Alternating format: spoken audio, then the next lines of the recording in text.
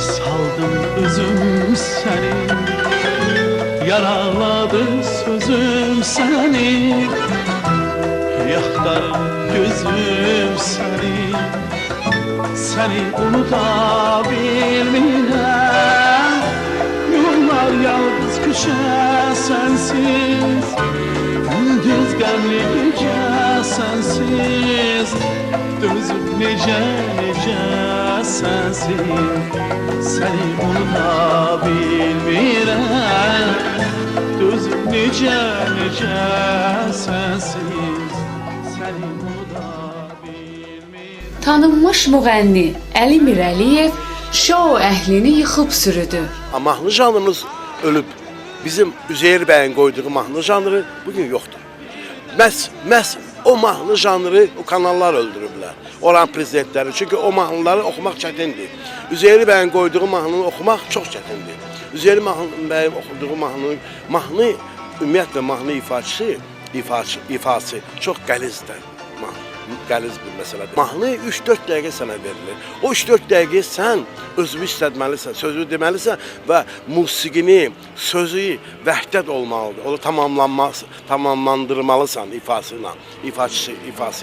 Bugün bu işlər Şövkət Ələkbərovdan sonra, Gülağa Məmmədovdan sonra, Hüseyn Ağadiyevdən sonra, Akif İslamlıdan sonra, mən Əli Mirəliyevdən sonra bu janr dayanıb durub, yəni ölü nöqtədədir. Tək-tük yerində oxuyurlar, muğam ifaçıları onlarda alınmır.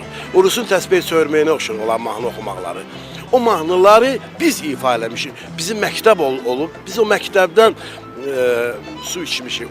O bulaqdan su içdiyimizə görə, Akif İslamzadə, Hüseyn Ağa, yəni Şövkət Gülağa məktəbindən su içdiyimizə görə, orada Üzeyir bəy məktəbindən su içdiklərinə görə Niyazilərin, Qaraqarayevlərin, Fikrət Əmirovların, Mirişlilərin, Tofiq Quliyevlər, yəni biz Cahangirov, bizim Hacıxan Məmmədov, bunlar ölməz bəstəkarlar, bunlar Azərbaycanca yazırlar. Bugün onların mahnısını oxuyan yoxdur. Kütlə, onu oxuya bilmirlər. Onlar hər stillə oxusunlar, onlarda alınmır. Heç cürə alınmır. Əksinə onlar mahnının kantanı dəyişirlər, pis günə qoyurlar. Çoxdandır ki, efirdə görünməyən müğənni səbəb olaraq bunları dedi. Mənə görsənirəm, amma müğənni kimi yox, danışan insan kimi. Elə bilir, mən diplomatam, aratoram, danışdırırlar məni. Yəni ki, bir var müğənni kimi bəzi insanları çağırırlar, oxuyurlar.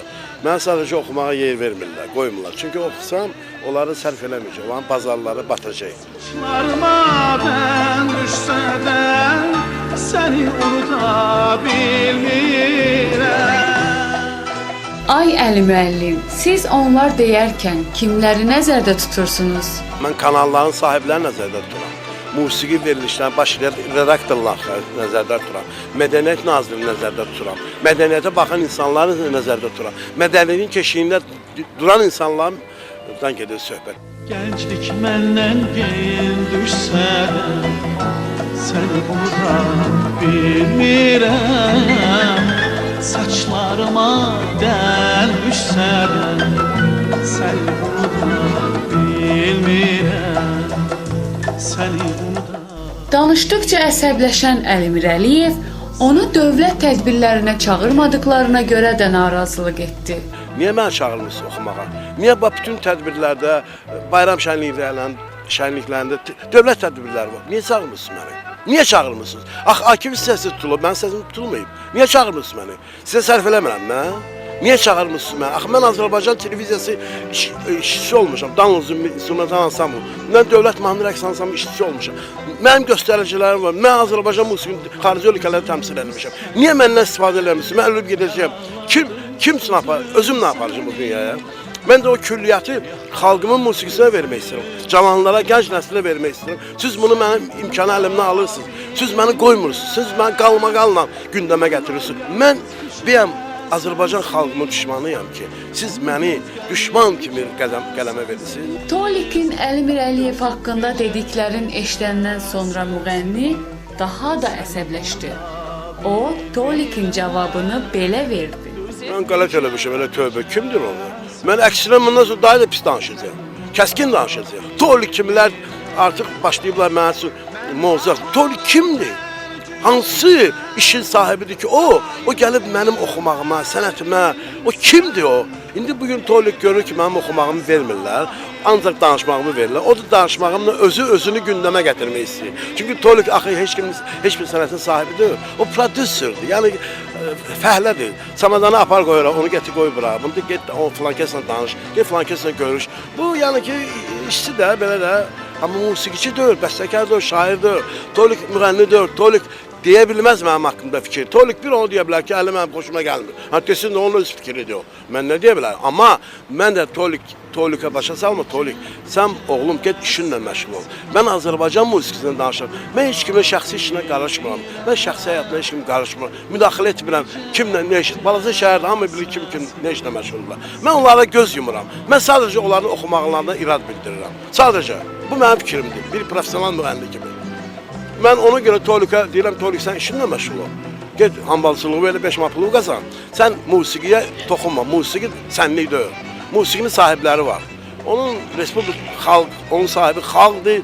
Xalqın da başında prezident dayanıb. Prezident də bilir Əli Mirəliyev kimdir. Çünki Gülarə Əliyeva yaxşı tanıyırlar. Bəli, Əli budur.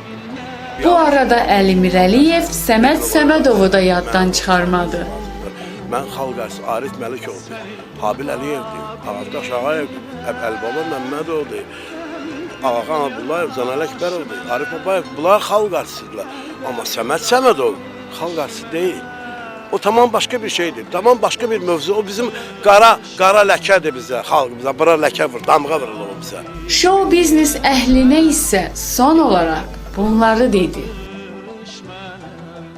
Show biznesi deyərdim ki, əgər siz zəifsizsə, əgər görürsünüz sizdə alınmırsa, heç olmasa bari bizim doğma bəstəkarların veya yuxarıda sanadığım adlarının o musiqilərini toxunmayın. Siz onlara toxunmayın. Onlar Quran kimi yazılmış mahnılardır, musiqilərdir. Onları bacarmırsınızsa, onları oxumayın. Çünki o sizlik deyil. O kitabı siz aça bilməzsiniz. O sir sizə aid deyil. Bəli, Abbas Bağırov oxuya bilər, Azər Zeynalov oxuya bilər, Teymur Əmrah oxuya bilər, Agün Bəylər oxuya bilər, Nisə xanım oxuya bilər, Elmirə xanım oxuya bilər, Flora xanım, İlhamə xanım. Amma sizlər, bəziləri var, o adları yadından çıxır, amma sizlər heç biriniz o mahnılara yaxın gələ bilməzsiniz. O sizlik deyil. O çox çətin, qəliz, mahnı janrı çox qəlizdir və siz xahiş edirəm, gedin başqa işlə məşğul olun. Müğənnilik tərqizin, qoyun yerə. Bəs eviniz var, maşınınız var, adınız var, arzudan çoxdan. Gedin də, üzə hörmətlə çıxın gedin. Sizlik deyil. Bu sahənin sahibi profesional olmalıdır. Profesional. Allah vergisi olmalıdır, onun şansı olmalıdır musiqidə, onun səsi olmalıdır, diapazonu olmalıdır, onun musiqi dünyası olmalıdır, onun öz röyası olmalıdır, onun öz aləmi olmalıdır. Və röya cavan qız oxuyur, gözəl oxuyur, qəbul edirəm, yaxşı oxuyur. Nə olsun o belə hələ bir söz deyir, mən röyanı qəbul edirəm, mən bunu da deyirəm, onu da deyirəm. Amma Agün Kazımovanı qəbul eləmirəm, xeyr. Yoxdur, səsi yoxdur oxumaq üçün, yoxdur. Müzikal qızdır belə hələ, amma səsi o deyil. Röyada olan o səsinin o belə barxıqlı səsi, onun dəmizliyi, onun insana düşündürür. Agün Kazımova sözlərlə düşündürür, bəzisi matros, işığı söndürür, nə bilim, nə. O tamam başqa şeydir, röya Allah eləmir. Röya sadəcə oxuyur, ifa edir və o düşündürür. Məni şəxsən düşündürürsə, Alim Qasımova muğam oxumağı məni düşündürürsə, deməli, Alim Qasımov kimi oxumaq lazımdır.